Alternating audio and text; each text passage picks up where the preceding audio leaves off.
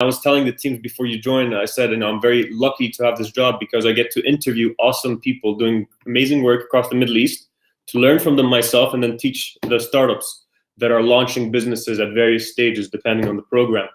So I was telling them that your journey or your adventure, there was a bit of an adventure and an epiphany as I was reading on your profile that led to a fun sequence of events, from Pie Slice to MindCloud Academy that you were on in Instagram with, to MindCloud Tribe, to mentorship programs with a finance background. So I think there's a lot of different things that I'd love to touch on.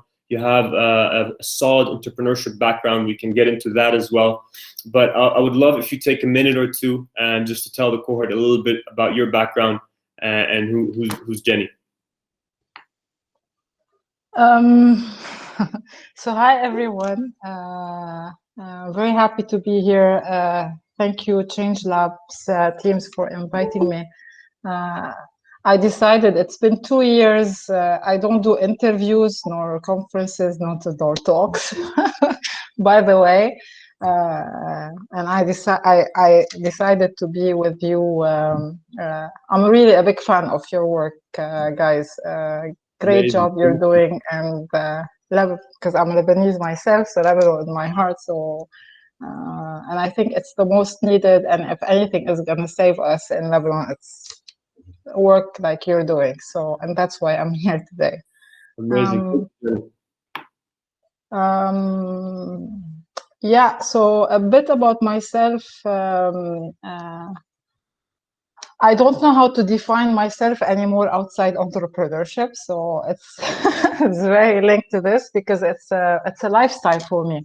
It's a way of being, and it's a way to have a platform to have your creative ideas out there. So that's why I define myself to it, and I make a living right now from actually teach others through the academy how entrepreneurship is a lifestyle. It's not only work, and how to balance it all, and how to be a great entrepreneur.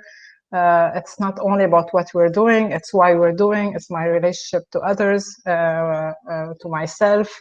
It's a lot of introspective work, and nobody is focusing on all this. And I'm very introspective myself, and I'm a constant learner. So I'm always curious about new things. I research weird topics ranging from ancient archaeology to nutrition and hacking biology. So, and I dive into subjects and study them. I was an autistic kid myself, which doesn't seem now. So I had the good autism, which is Asperger's syndrome, and that defined my life, because as a kid, and with the help of my family, I had to reverse it. We reversed it through a very tough diet, which I still follow till today. But when you're able as a kid to do that and rewire your brain, it changes your whole perspective about things, how you perceive things, how you accept that others perceive things differently, how there's nothing you can do once you change your perspective, etc. And that is really what defined my journey. The common theme in everything I did was, how can I empower others the same way I was empowered, because I was someone completely handicapped, to taking my handicap and turn it into a superpower. And I think everyone has that. So everybody has a superpower hidden within. They just need to find it and harness it, right? And it's funny because yesterday I was hanging out with my cousins. They're little twin cousins. They're 11, and the boy he has a similar the same spectrum in autism. And this guy, he reads more books than me. Like, he's reading a book a week, easy. Yeah, I was reading books at 4 as well. So, but see, there's a part of it that is a superpower, but then there's also a part that is overwhelming and can handicap them, because they overload, sensory overload, and they get overwhelmed. But when you learn how to stop it and shield yourself, and then wait, like, and not be overwhelmed. This is where you could use it. So Yeah. And I've noticed, Jenny, that you've written a lot about the psychology of entrepreneurship, about burning out. So that's one thing that I'd love to get into. But before that, I just wanted to talk a little bit about your current role. You're right now with Spartak Ventures, right? Can you tell us like what do you focus on these days? Spartak Venture is one of my roles. They just asked me. It's a new VC coming out in Abu Dhabi. Very interesting guys. And I just sit on the investment committee. So every couple of months, there's an investment committee, and we get to vote on what goes in, what goes out. Got it. Okay. So that's a bit of a kind of a nutshell, a bit of background about Jenny. There's a number of different things we can jump into from, general entrepreneurship advice. And Jenny, what we'd like to do usually is, and the way we kind of stage for our founders is we tell our experts is, what would you like to have heard? What would your younger self would have loved to hear starting out their entrepreneurial journey, to kind of avoid some pitfalls, to kind of learn and benefit from your journey? So that's one line we can walk down in this conversation. If anything comes to mind that way, those are the time where we would love our founders that are listening in to kind of learn from that and try to and build on that. So does anything come to mind on that sense? I started my entrepreneurial journey 10 years ago. This is when I founded my first startup, which is in fintech. It was a crowd lending platform for microfinance. And now I run an entrepreneurship academy. So what I would have loved to know back then is everything I know today. Obviously,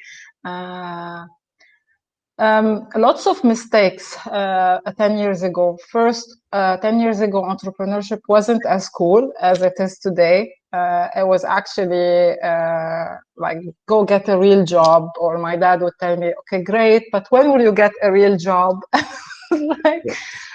So that like, now it's more mythified and glorified. Wasn't the case 10 years ago, and I was doing something really tough because it was before its time, and we were talking to regulators and stuff. I was arrogant because I came from a business school, and I come from an investment background, so I thought I know it all. And little do you know, like, nothing. When you go into entrepreneurship, especially a business school background, you have to unlearn everything. So that took me 2 years, because you have to unlearn everything in a business school. Business school prepares executives to be CEOs, to take a company from a 10x to a 30x. Entrepreneurship is different. Entrepreneurship, you're starting something from scratch, basically, and you have to try to grow it. And then I didn't have the background. I don't know terms like customer acquisition and funnel and digital marketing, and I really thought I'm above that. In the sense, I don't even need to learn it. Someone else can do it. I didn't know there was metrics to follow. So lots of mistakes, especially when you're doing tech. The most important thing is customer acquisition, understanding that funnel. Even if you have a growth hacker, you have to sit with that person and work for days sometimes to come up with a formula that you can test. Yeah, and I didn't even see, in entrepreneurship, you don't know what you don't know. So we have a lot of blind spots. Yeah, and I had a lot of blind spots. But if there's the co-founder of Kickstarter, Yancey, I don't know his family name. He wrote a book recently, and he created a tool for decision making. And decision making for me is one of the, if an entrepreneur has to acquire any skill, on the top of his list is decision making, because this is what defines everything. And he came up with a very interesting tool for decision making, and I love it because it's simple, and I love simple things. It shouldn't be complicated to figure out things. He called it the bento box. It's 4 boxes basically, and in the first box there's me now. Second box there's me future. Above is us now, then us future. And then when you make a decision, you have to go through all the 4 boxes. Like, how am I affected today? How am I affected in the future? How am I affecting people around me today? How am I affecting people around me in the future? And if you take the simple tool to make any decision, whether individually or collectively, everything will be different, I think. And yeah, that's one of the things I would really love to have known back then. One thing that I wanted to share, Genny, about how you said that entrepreneurship is cool, and it's definitely changing the perspective. The perception of an entrepreneur now is much more widely accepted than before, where, you know, بدك تكوني محامي أو مهندس or a lawyer, etc. But believe it or not, one of the hardest things that we had to overcome in Lebanon's program was the parents being worried about the students who are applying to our entrepreneurship programs, and then being like, you know, what are you doing? So it's still an issue, but definitely it's probably the best time to be an entrepreneur now, whether it's the ease of e-commerce, whether it's the ease of setting up a business. Like, it's pretty sure the only solution for us to save this country would be through entrepreneurship. Yeah, and we have a couple of cool programs coming up for Lebanon, Genny. I'll send you a little bit more information. Would love your thoughts on it, and to see what we're doing in Lebanon going forward. So one thing that I was thinking about, Genny, is if we look at the path of an entrepreneur, right? You start with building your team, figuring out your idea, your prototype, your MVP. You get your product market fit. You try to do some growth hacking, fundraising, and then you try to do an exit. So maybe we can just, you know, visit each stage and see what kind of thoughts you have, any advice you have for each stage from your experience so far. So, for example, building a team, right? A lot of the founders on the call right now, they're now hiring, they're firing, they're figuring out their vesting plans with their co-founders. They're figuring out how to split equity. Is there anything, any kind of insights or takeaways from that stage that you'd like to kind of highlight to the founders? And the startup phase? Yeah, in the startup phase where you're building your team specifically. So this is one of the things that all the entrepreneurs I know through the academy struggle with. It's a tough one because we don't have the culture of entrepreneurship. So I work with an accelerator in Amsterdam, for example, and in that accelerator, you'd be amazed the amount of applications from freshers out of university who wants to join the startup environment, because for them it's a learning experience. They'll get to learn and work with everything for 1 year. We don't have that culture in this part of the world, and that's why it's very difficult, because people need certainty. Especially, like, all the Arab worlds are uncertain financially. So how can we convince someone to join a startup, which is the definition of uncertainty itself? So it's not easy at all. Very difficult. Probably for the co-founders, it has to be people that the entrepreneur knows. So it has to be people they click, have chemistry with, they have the same values, they have the same vision, and they complement each other on skills, and they know exactly where and how they complement each other. They know exactly where this agree on everything. So these are people very close. They know them, or they get to know them, get to meet them. And for the rest of the team, I think, I don't know the situation in Jordan, but I think there's a way to do visits to universities and catch fresh talent and make them understand this could be a journey of 1 year, as it could be a journey of 10 years together. And this is what you gain. Like, we have to educate them about what is a startup for them to join, so they know when they join it. So no, this is not a corporate. This is not one of the 500 corporates and you're having a career path, because it's a very different environment. So it doesn't have 1, 2, 3, but it has 1, 2, 3 here, and this is what you gain out of it. This is what you put on your CV. Yeah, and maybe that would make it easier. Education and being very honest about what is the startup, especially because each startup has a different condition and funding and circumstance. Be very open and transparent on the circumstance of that particular startup. Makes sense. And one thing that has really helped us, Genny, is along these lines is starting, like the way we are building our team most of the time is by having a pipeline of talent that comes through our interns that we get to work with for a month, 2 months, 3 months. Because, you know, how much can you tell about someone from a 1 hour interview? Even the case in consulting, it's so hard. So did you figure out any kind of formula, or has there any specific way of interviewing that has worked with you, or is it internship? I don't believe in interviewing myself. I never read CVs. I just know the general thing. I sit with people, understand what they're doing. I have very specific jobs to be done. And again, see, another thing is you need to understand the job description very well. And the KPIs very well, and also understand that this job description is fluid. It can change after 3 months, plus, minus. We're gonna build it together.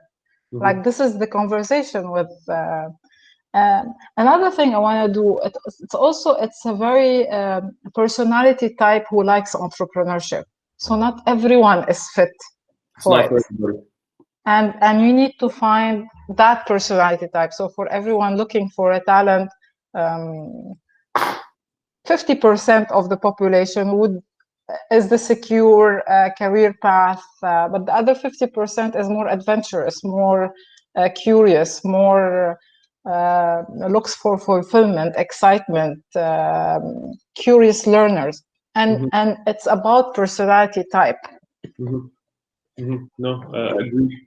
You know, how resourceful, how creative, how imaginative the person is, and you can only see that with working with them. You know, how no matter what kind of back to what you're saying, so it's always a 3 month, because you need to be engaged with someone before marrying them. So you need to test it, and you need to give at least 3 months to know them, get to know you, understand what the job is, yeah, and so forth before you. Got it. So if we, let's say you've built a team, you're about to start, you have your idea, you've built your MVP, your prototype, and maybe you can reference some of the startups that you've launched. Some of the founders now that are on the call also are, you know, they have a prototype, they've made some sales, some of them still haven't gotten to market. So does anything come to mind in terms of how you were able to test your idea and find the right product market fit in your experience so far that you'd like to share with the startups? It really depends on whatever everyone is doing, but I'd like to give the story of one of our startups, because even for me it was mind-blowing what they did, and I think it's a great story. It's two of my friends coming from investment banking. Also, they decided to leave their banks and do over-the-counter Bitcoin trading platform. Amazing. All right. So Bitcoin is already dodgy as it is, right? And what they do originally is they know all these financial institutions because they are asset managers, and they thought that their rationale is they can convince those financial institutions to put at least 5 to 10% of their portfolio invested in Bitcoin. Okay. And globally or in Dubai? Yeah, they're in Abu Dhabi actually. ADGM, the regulate the equivalent of the IFC in Dubai. Got it. But look at the story and the brilliance of what they did for go-to-market. Their tech was gonna take 1 year to be built. They started with the wireframes. After 1 month, they went and visited 80 potential clients they were gonna pitch after the tech is ready. Of the 80, they convinced 60 asset managers of big institutions, financial institutions, to meet with them on weekly basis to give feedback as they go on the features. Do they like the color, etc. So they made them part of the story of the MVP and prototype. And by the time they launched, of the 60, 55 were their clients. From day one, these guys raised $5 million. From day one, they went to market. So this is a brilliant story of engaging with your potential customer.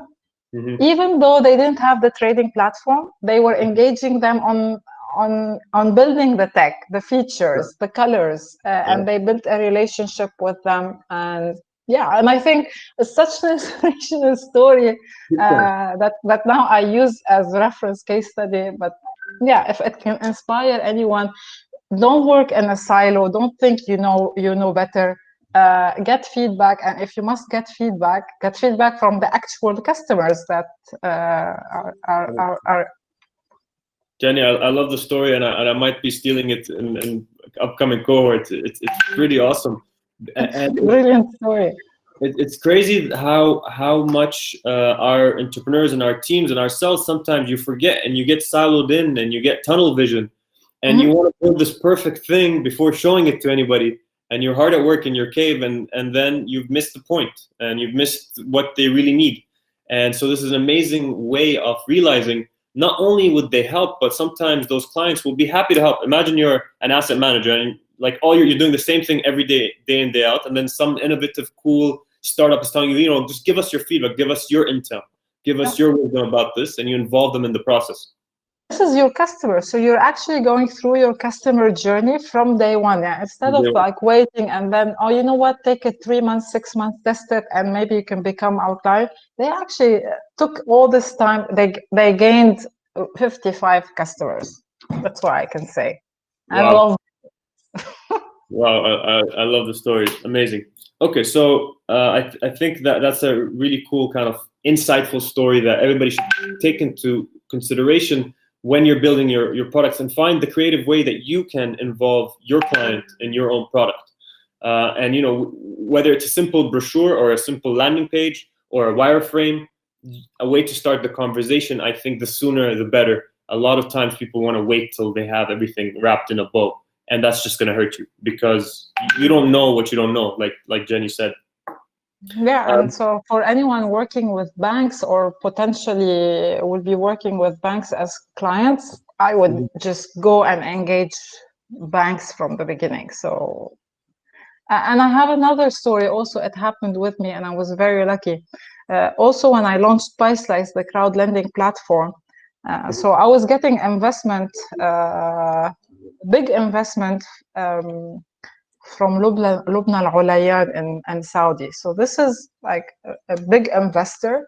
The money is not an issue, but she was very high on reputational risk. And we were doing crowd lending. So they wanted to know that what we were doing was legal. And we went and had three attested papers from big law firms in Dubai that what we're doing is not legal and it's not illegal, because there was no law for crowd lending nor crowdfunding in Dubai. I even went to the central bank and they said, you can do it. There's not a law, but maybe we can shut you at any point. So, and for me to solve this, so there was no law. They didn't know if they're gonna even be talking about it. So what I did is I went and convinced Clyde & Co, which is a very famous law firm in Dubai that does policies for the government. And I convinced them if we can work together on a paper to actually do the crowdfunding law of the UAE and present it.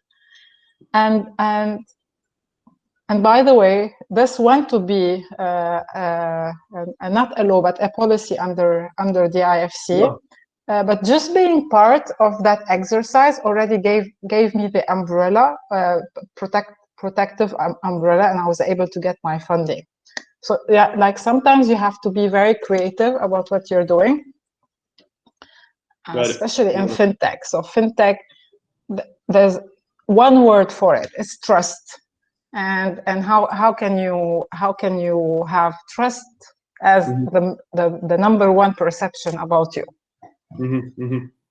Love it. There was actually a question, Jenny, about the previous story when you're involving the customer in your work. Sometimes you're going to get conflicting feedback where one customer says, I would love the box to be like this, and the other one, I want it like this. So how do you think is a good kind of framework to balance between the different feedback? Well, this is the same as doing A/B testing. So if you can't rely on one, I have to take a population of 10, and again, majority wins, and see, and then ask.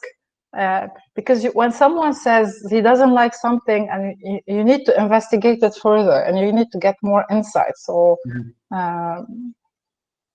so it's not just yes, no, right? It's getting further involved with them.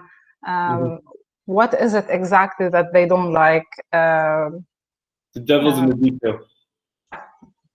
Got it. And of course, you can't make everyone happy, but I guess your objective is to make as many people as happy as possible, to kind of answer Assam's question. And A/B testing and looking further into exactly what's happening is probably the best way to move forward. And one thing that is going to happen this week as we end Sprint 1 and we get into Sprint 2, Jenny, is we're going to push all our founders and the startups in this cohort as one of their assignments is to send out 100 surveys or a specific number of surveys so that we make sure that they are listening and interviewing and talking to their customers and at least having that feedback loop they build their product, and not forget an important part earlier on in the accelerator program. We're pushing them to do identifying all the partnerships they're going to need to put in place to launch. Especially in fintech space, you're going to want to talk to the central banks, to the telcos, to the insurance companies, and we put together a fintech roadshow where we introduce the cohort to each of these different stakeholders so that each one maps into the stakeholders they need to so that they launch. The fintech space, as you said, is filled with its own challenges. Government is trying to catch up with the policies required, but I think there's a jump in the Middle East that I'm very excited about. Hence our focus on fintech. So maybe we jump into Jenny. Unless you have any other cool stories, always interrupt me for those. If you maybe we talk a little bit about fundraising. So one thing, what happens after our 6 sprints? Each sprint is 2 weeks. We focus on different topics, and the end of the program is a demo day where each startup has already practiced their pitch every Pitch Thursday. And if you have some time, maybe you'll join us for one of the Pitch Thursdays and get to kind of be on the jury panel. But the last day, the demo day, they're pitching in front of actual investors from Dubai, from Egypt, from Jordan, hopefully to get as much funding as possible and get all these startups to launch or to grow further. So can you tell us a little bit about your experience or any insights or stories from that killer pitch or tactics to fundraise effectively? So there is my personal experience, but it only applies to few people. And there's it's also at the academy, by the way. What we do is at the end of every cohort, we also organize a demo day for VCs and family offices. Because for me, the success of the academy is this level of preparation and confidence for the students to be able to pitch at that level. And right. So there's a lot of things to learn about that day in particular, and talking to investors in general. first of all, you have to know who your investor is, because investors are in different categories. There are the passion investors, and I got money from people like this. So these are people who have some money, probably they're not doing a very fulfilling job in their career, and they look to be excited and support others. And this is a type of investor.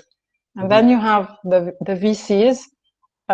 Again, the VCs are very particular in whatever industries they focus on or not. So you can't go talk to VC who is all his portfolio is e-commerce and expect them to invest in you. So you really have to study who your investors are, and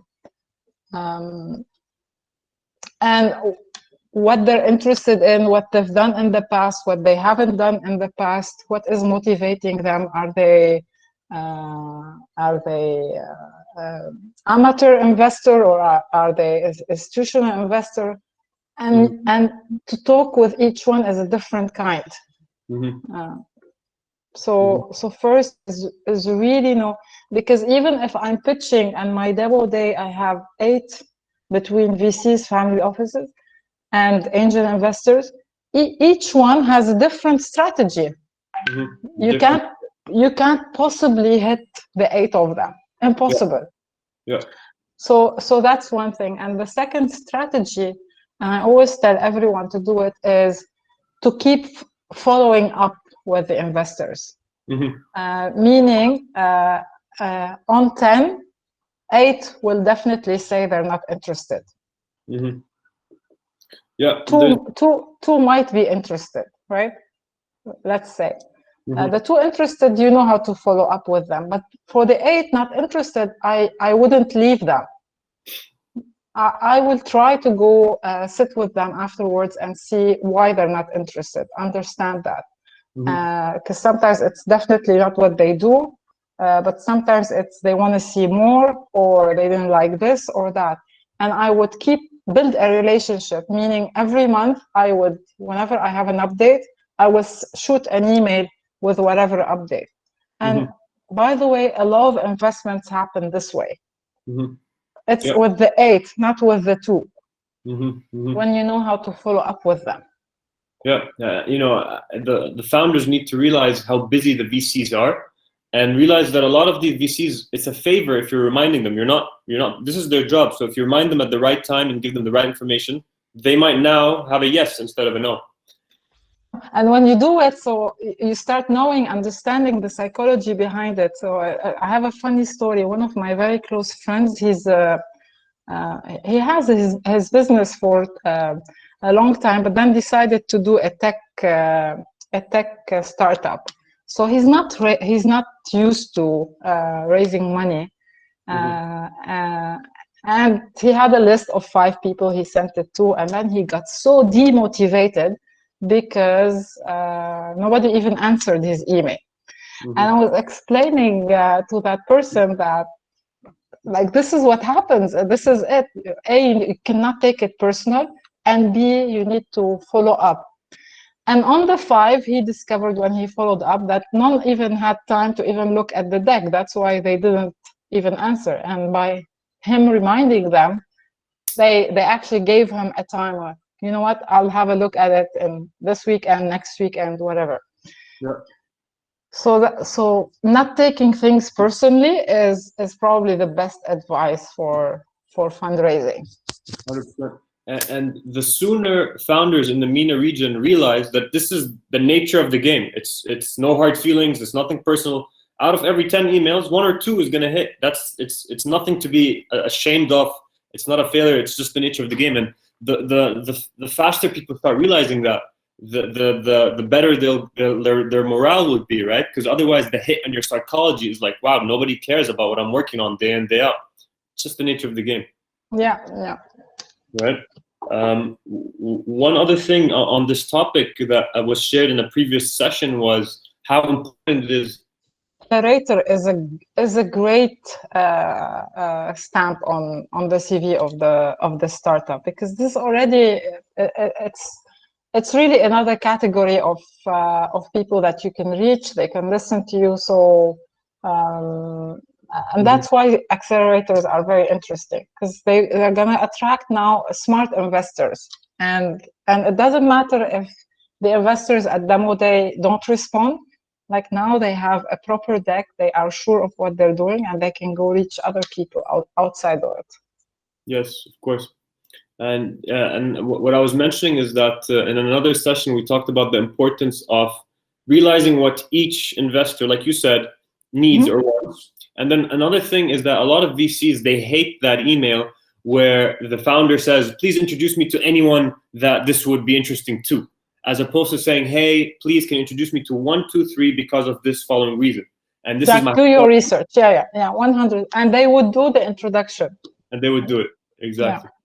Yeah. So there's a couple of topics that came up in the chat box, and one of them, Genny, if it's something that you've worked on before, like sales funnels or helping a startup, automate the way they're selling in the market, whether it's a fintech or otherwise. Is that something that you've dove into or you worked to set up? I worked on it for my own startup. Yes, but again and we had to repeat it, by the way, so many times because you have to test and to come up with. So it really depends. So in my case, and especially in this particular startup, so there's 3, and it's a subscription model. So there are different reasons why people don't convert. First, your UX. And UX is very, very important. Understanding your UX, having UX experts working on it and on a continuous basis. So actually the UX is part of the team. It has to be. The second is the wrong targeting, the wrong messaging, all of this. And the third is the sales funnel. So actually, sales funnel is not the first. So first you have the UX. Second, you're targeting the wrong people, or you're targeting the right people with the wrong messaging. And then last is the sales funnel. And sales funnel is easy, is like, again, because for me, it was something I never wanted to deal with. And I really had to befriend a growth hacker and live with that person for 2 weeks to crack it. To crack it. It's common sense. Is you have to check, like if you have a website, you have people coming on the website. And you have a lot of these apps now. They even film everything customers are doing on your website. Where are they spending time? You have videos of that. So you need to start thinking. So okay, this guy came on this page, spent 2 minutes, or then went to that page, blah blah. But they never went to the cart at the end. And how do I talk to that person? Where do I retarget them? And have a strategy for each of categories of people. How do I talk to them? What do I tell them? What do I offer them? And even in the beginning, like I used to call up people because I used to collect their phone numbers and emails, and I used to pick up the phone and call them to understand what's really happening. Yeah. And is there any story that you remember as you were building your UX, your correct targeted messaging, your sales funnel, where you tweaked something small and it changed a tremendous? Yeah, and it doesn't make sense, by the way, what you change, and that's another thing, because like when you're so big on when you're very intellectual, you want to write these like super intellectual lines that people don't read. Nobody cares. Nobody cares, and if you're aesthetic, you want to use this beautiful imagery, and you think everyone's gonna love it because I love it. And in reality, it doesn't work like this. People respond to something else, so it's not what you like and not what you think. This is the level of my conversation. It's really how the others want to be spoken to. and you cannot figure. You have to test that. Interesting. So how do you reconcile that with bringing your unique kind of passion or your skill set to life with the fact that people don't really care? They want to see what they want to see. And other channels, not leave the marketing for the marketing people. So that's why I write articles, because I need a platform to write, and I teach, right? So Yeah. you can't be all of you everywhere, because it's gonna fail. Yeah. Your perception of yourself, you need to give people what they want. Mm-hmm. We need to remove the ego out of the equation and stop wanting to put yourself. That what worked for you is gonna work for others, and that's the biggest mistake. Yeah. Do you remember any of the softwares that you worked with? Sam is asking. I know that there's some websites and apps where it gives you a heat map of where people are falling on your website or where they're clicking. But do you remember the names of any of the software? Jar, I think. Jar. So if anybody from the team can pull it, that'll be great, and we can share. I think it's Hotjar, the one we use. Some is, Google Analytics, I think, is of course one of the important ones. We use it as well, but we'll try to pull it up for you, Assam, and send it right now. Jenny, one thing that you mentioned now about, you write quite a bit of articles for entrepreneur.com, if I'm not mistaken. Tell us a little bit about why you're doing that. Why do you think this is an important kind of platform to communicate with the audience? The whole story. So I started with a crowd lending platform for microfinance. So I was actually supporting poor people in 8 countries with funding to start their small businesses. Wow. Back then, I believed that work is the most important thing for someone to have for their own dignity and supporting others. And that's why I did what I did. But very early in that journey, I discovered actually education is the most important thing. Not just bringing money to give to those people to create a business.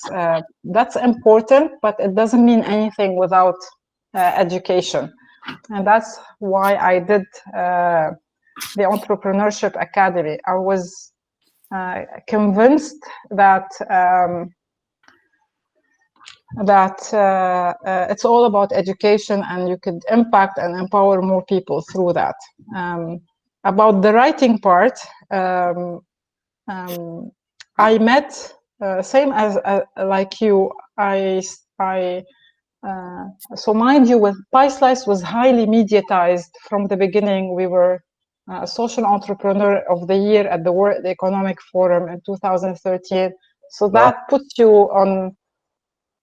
I started meeting very interesting people from the US, from Silicon Valley, and understand their journey. And at the time, I was even doing something I call CEO talks, where I try to understand their journey and learnings from them. Mm-hmm. And I discovered that everything I know about entrepreneurship, or I thought I knew, was wrong. What really mattered for all those successful people was, and we never focus on this in the Arab world, and that's our problem, and this is our biggest mistake, not only on entrepreneurship, also in employability. That's why we have the highest numbers of unemployment. Mm-hmm. Nobody focuses on soft skills. Mm-hmm. And soft skills are extremely important. We focus on it's as if we see the person from the outside. Nobody focuses on the person inside, and nobody is really interested in the person inside. Mm-hmm. And we don't have the culture to look inside, mm-hmm. to do self-accountability and self-responsibility and audit ourselves. And I did that, and how correct it. We don't have this culture. Mm-hmm. And I think this is where we fail as a culture, collectively. Mm-hmm. So writing for me, and especially writing all psychology of an entrepreneur and burnout, because of all those topics that nobody attends to, and the lack of soft skills. Mm-hmm. I see. So it's kind of a way for you to help address something that you see is a big gap in the Middle East, and that's kind of why you've taken it on. If we were to kind of try to define soft skills to the cohort, I mean, hard skills is your ability to code, is your ability to build something, and anything outside of that, your ability to be empathetic, to communicate, to read the person in front of you. That's kind of my understanding of soft skills. Can you help me kind of define it to the cohort? So I don't define it in the actual psychology terms or coaching terms. It's this ability. It's little things. So it starts, for example, with mental toughness. Mental toughness is very important. What is mental toughness? Mental toughness is this ability to persevere and be resilient without being obsessive and stubborn. Like there's always a fine line, right? It's know what you're doing, and at the same time don't go overboard and become authoritarian or etc. Entrepreneurship is a roller coaster journey. It's ups and downs. It's got you. Like when I had a job, a regular job, I think about the job at 9 a.m. and at 6 p.m. I leave the office. I don't think about it. Entrepreneurship, scrap all this, because you're gonna wake up, sleep, thinking about it. A weekend is about it. There's no off day anymore. It's like this, and it's a trade-off. And how do I keep my personal balance in that roller coaster? Because it's a roller coaster. So already there's this. It's ups and downs. Today we do well. 7 months we don't do well. How do I make decisions? Say no. How do I say yes? How do I move forward? How do I motivate my team with me, etc. So, and in the midst of all this, how do I keep my personal sanity and my personal balance? Yeah, and nobody's focusing on nobody focuses on that part, because the stronger you are mentally, the stronger you can navigate anything. Like how can I just stay calm in the storm? And the storm is not gonna pass. That's the thing. It's gonna keep raging. It's gonna stop for a while, but it's gonna come back. And understand that. And how can I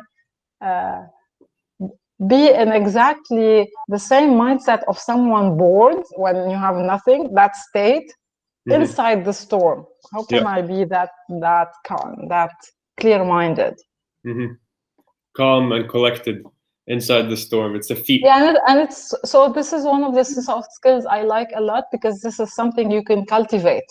It's like a muscle, and it's little things you can do, like setting, I don't know, 30 minutes a day where you're gonna go and to the gym or go for a walk. It's a little thing, but it wires the brain already. Whatever, anything is happening, I have 30 minutes to do this or that or whatever. Or I'm gonna call a friend every day, or I'm gonna call my family. So it doesn't have to be an isolated journey. It's already a very isolating journey, but more it can be a sane journey. In the US, 50% of all entrepreneurs are either depressed or anxious, and we're talking high anxiety. Wow, it's a big percentage, right? And I know personally a lot of people who went into burnout, and it's not pretty to go into burnout. So how not to get to that level, and even before, with all the madness, how to navigate it? Yeah, so this is something we could cultivate and learn how to do. Learn how to listen to others. Also, entrepreneurs are not great at that, because they came up with an idea and they think they know better, so they stop listening to others. So this is also a small soft skill to learn, like really listen, be present, why is this person saying that, without being emotional about it. Mm-hmm. While remaining objective. One thing I was thinking about, Jenny, right now is when you said, you live, you wake up, you sleep, you're thinking about your business, about when you're an entrepreneur, right? It's like having a baby. It's not like you're gonna wake up at some point not thinking about it. But on the other hand, thank you for saying that. So I have additional info to say about this. And I didn't go through a burnout myself. I went through a very mild burnout, by the way. Mm-hmm. But it was enough for me to ring a big alarm bell, because the day I received funding, and we're talking millions of dollars, mm-hmm. I was with my team. I received a message on my phone, and they saw me. I wasn't happy. I started being worried. How mm-hmm. am I gonna, what if I fail and whatever we're gonna do now? That's how this is burnout. Burnout, mm-hmm. You stop enjoying the moment. Uh-huh.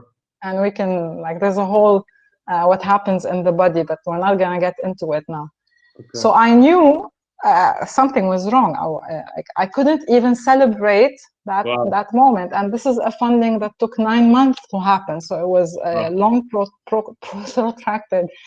My sister is a clinical psychologist, by the way, and she told me to connect with a psychologist in France who is apparently specialized with entrepreneurs. Okay, why would that be a thing?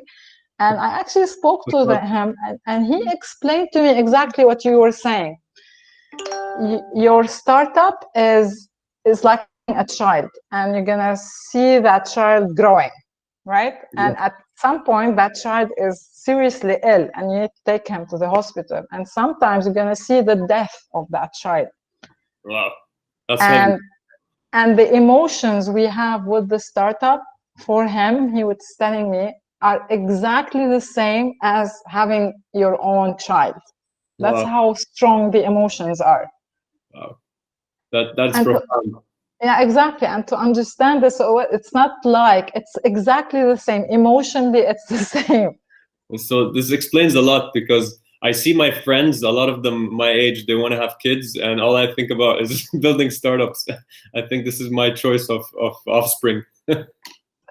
It's exactly that. It's the same emotional thing happening, by the way, but with it, understand that when you engage emotionally, how to protect yourself from the ups and downs that definitely gonna happen. Yeah, and to build on this analogy, if we compare the employee versus the entrepreneur has a baby, which is the business. The babysitter is the employee, because they go for 2 hours, they babysit, they leave. They don't have to think about the kid. So this is just to build on the analogy. Jenny, we kind of talked about a lot of cool things right now. There was a note I took about, one important thing that you mentioned in the beginning, and it looks like you also devoted some of your time on, is mentorship, right? And the more our founders make good decisions, the better their trajectory, right? So what can you tell us about finding the right mentor, building relationships with mentors, and benefiting from mentorship for our cohort? Yeah, so I'll tell you how I did it for myself. First, you need to identify what is the mentorship you actually need. And there's two kinds of mentors. There's the industry skill kind of mentors, so it's very specific. And there is something that I call the emotional mentor. Which we also need, by the way, and it's someone who believes in us, supports us, is the person we go back to when we think that's it. I can't do this anymore. So it's your sounding board. It's someone to speak to, to either remember why you're doing what you're doing, or to actually give you the advice that you have to stop it, without help you think about it. So two types of mentors. So first is identify the mentor you need, exactly what you want in that mentor. And in my case, I stalked them. I went and like whatever, like two of my mentors, I knew they'd be at whatever conference talking, so I just went there, waited to see them, and nice. Told them I wanted to be my mentor because 1, 2, 3. Like I knew exactly why I wanted them specifically. And in that exchange, you need to understand the psychology of this. So there's also extreme chemistry. There has to be a chemistry between the mentor and the mentee. So I was already super fascinated by them for my own reasons, and they already saw that. So they either feel the same or not, like you would know on the spot.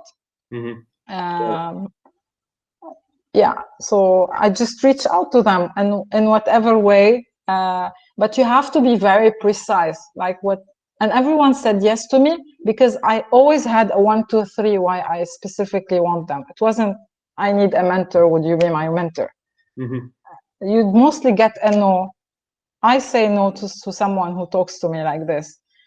I would, and nobody did it with me, but if someone tells me exactly, it means they researched me. It means they know exactly who they are, what they need, what is required, and they understand. So that opens already a conversation to talk about. And in turn, Genny, correct me if I'm wrong, humans want to give back. Like Genny wants to give back, Jamal wants to give back, but come to me with a specific reason why it's a good use of my time that no one else can help you with, and I would love to help you. And I'm sure Genny would love to help, right? So it's about finding that match. Yeah, exactly. So I think mentorship, I think, is an underrated thing. I think like soft skills is really a bit of a gap in the Middle East. It's not common for your everyday founder or my friends to have mentors, right? In my studies abroad in Canada, when I was working at Accenture, you are mandated to find a mentor within the company. In the MBA, there's a mentorship program. In our programs in Changelabs, every founder you see now with us, we match them with with the mentors from our network that help them make the better decisions. And I think it's an underrated tool or a thing to keep in mind. Genny, the microfinance platform, how much did you end up deploying? I'm curious, like how big did it become? I'm realizing you're not working on it anymore, right? Yeah, I exited that. We supported over 700 something projects. Wow. So it was a B2C and B2B. The B2C didn't work in this part of the world because we don't have the culture of lending. And in Islam, even lending haram, even though it's a zero interest loan. So the word lending was it took us a long time to discover this. We were more successful in institutional lending, so getting money from the IMF and the World Bank and deploying it to projects. But the B2C, very difficult, cannot work. It's a model cannot work in this part of the world.